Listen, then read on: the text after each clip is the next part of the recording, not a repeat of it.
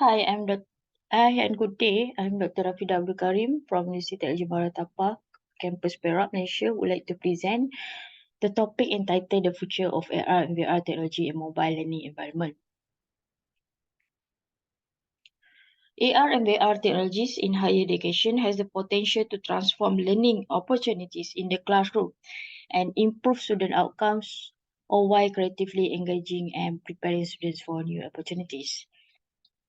Here, the augmented reality (AR) is a technology that lets people superimpose digital contents like images, sounds, text over a real-world environment. It also adds digital elements to a live view of them by using the camera on a smartphone. For VR, virtual reality is the use of computer technology to create a simulated environment which can be explored in 360 degrees. So it implies a complete immersion of experience that shut out the physical world. So here, the augmented reality versus virtual reality. So we can see how do AR and VR differ. For the first one is augmented reality uses the existing real environment and puts virtual information on top of it to create a sort of mixed reality. Whereas for virtual reality, it uses technologies such as headsets to create an immersive 3D simulated environment. Here we can see the difference between AR and VR. So for AR is a existing real environment, whereas VR is completely virtual environment. So for AR, it keeps users grounded in the real world environment, overlaying virtual data as a visual layer within the environment. Whereas the VR plays inside a 3D environment in which they can move around and interact with the generated environment. For AR, it requires a smartphone, tablet, or glasses or projections, while the VR requires a headset device for VR headsets. It used for virtual reality technologies. And for AR, it enhances both the virtual and real world, whereas the VR only enhances a fictional reality. For AR, finally, it can control the presence in the real world, whereas the VR is controlled by the system. Here we can see the benefits of AR and VR in education. For AR, is a kind of combined learning, and it can make the learning interesting. And they also have interactive sessions for teaching and learning, and then has a grasping complex concepts, and it also a flexible learning, and it has a diversity of content, and it also is a low cost of technology. For VR, it increases knowledge area and it can be an active experience rather than just passive information.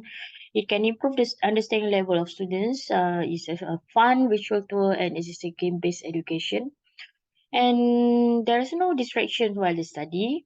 It can improve the student imagination power, and also it can improve memory power by connecting feelings with the education.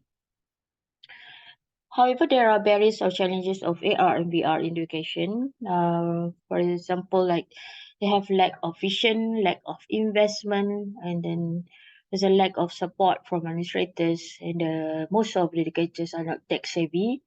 And there is a lack of state-of-the-art infrastructure. It also have conservative mentality toward technologies among teachers or educators. And also, it's a difficulty in framing the curriculum based on these technologies. So why we consider mobile learning? So there are some facts that show that we should consider mobile learning in our education. So by 2020, millennials will form 50% of the global workforce. They have grown up with technology at their fingertips and in their hands. And over 1 billion smartphone ships and every year into the worldwide.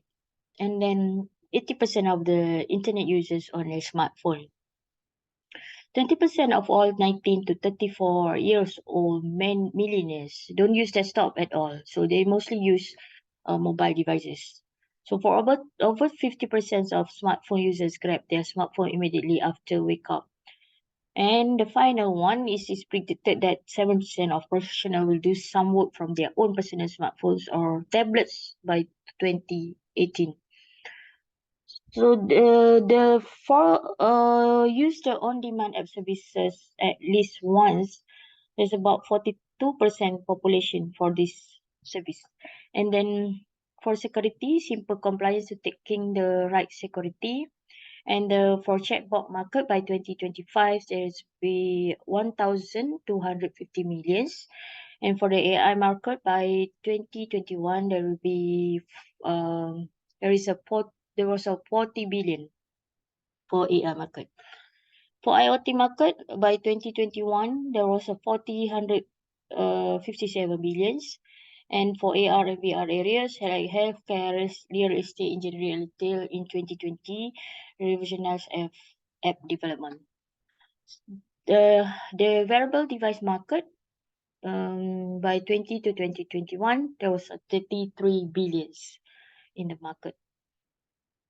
So the current tendency is in mobile market. So there's we were about 57.7 billions in mobile learning industry outlook from 2020 to 2027. So there's a very high potential that the mobile learning will come into the industry by 2027.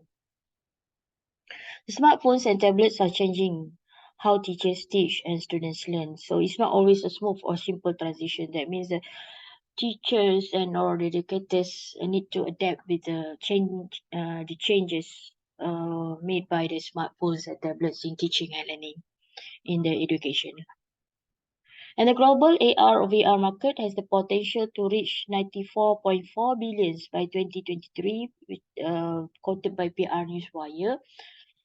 This means that by next year, the AR VR market will grow up and has the potential to be in the market. So, what is mobile learning environment?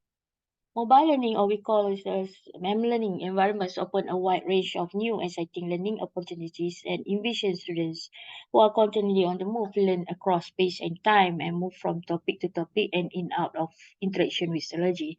So this environment creates new opportunity of rich technology, enhanced presentation and interaction for learners. How effective the mobile learning? You can see here, mobile learning has been shown to boost productivity by 43%, and then 70% of learners are more motivated to learn when they use mobile devices. And the courses are completed 45% faster on mobiles than on a laptop.